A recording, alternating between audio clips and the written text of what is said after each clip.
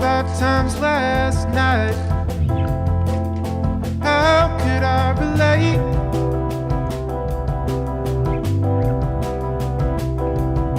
I barely cried 5 times in my life,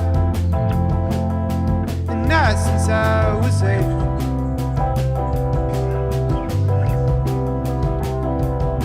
Well, I tried to reach, to touch, to feel, to say that it's gonna be okay.